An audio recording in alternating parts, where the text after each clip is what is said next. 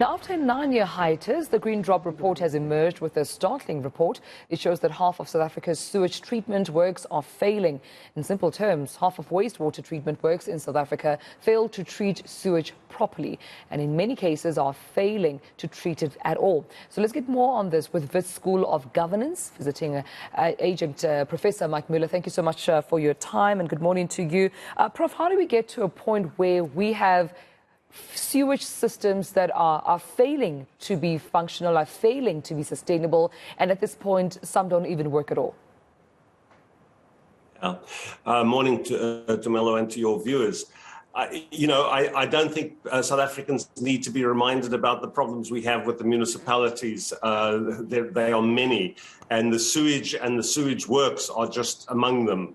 So, if the municipalities can't fix potholes, can't keep the lights on, can't keep the water running, we shouldn't be surprised if they're not really bothering to treat the sewage if the sewage reaches the wastewater treatment plants. And it's for the usual range of reasons: poor management, lack of competencies.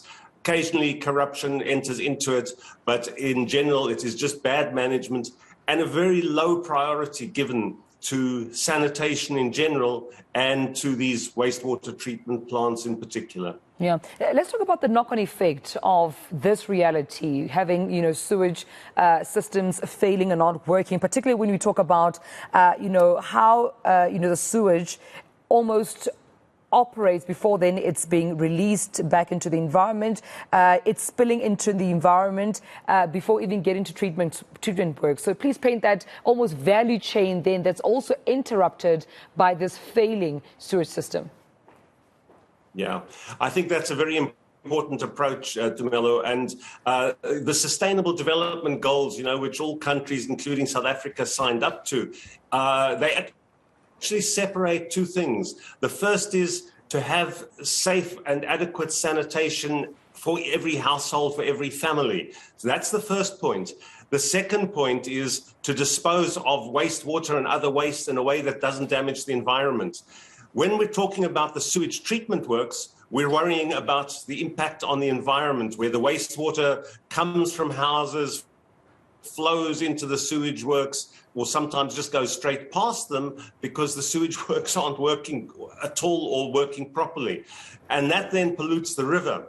I think if you talk to many South Africans, you'll find that what they're really worried about is they can't get their waste out of the house. If they're lucky enough to have a flush toilet and they flush the toilet, what happens is the sewage runs down the street.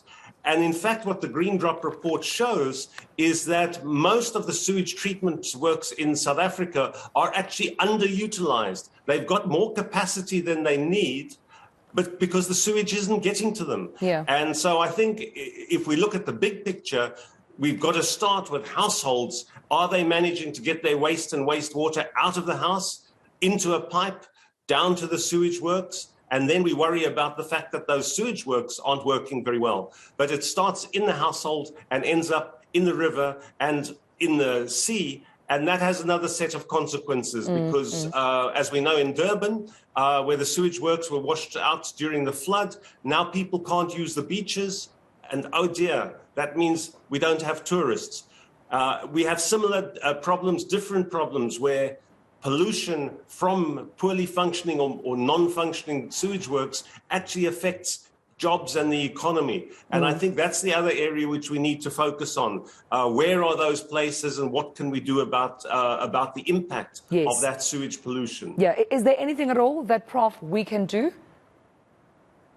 Well, we can run these plants properly. They require a certain amount of skilled management and operation. They require money. And I think that given that half of the sewage works in the country aren't working, what we probably need to do is to prioritize those which are really most important for the economy, for people's health, and then for the environment. And so something like Hammanskraal, where the sewage works was not working and it was sending polluted water down to the water intake for Hammanskraal. You can't have a sewage works polluting the drinking water of people, and we know about that.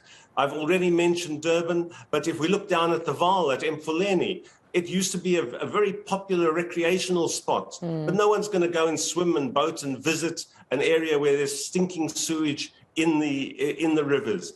And I think that's where we're going to have to start. We're going to have to prioritize where the malfunctioning sewage works are causing real immediate damage, and then focus on those. We can't fix all 600 plus sewage works overnight.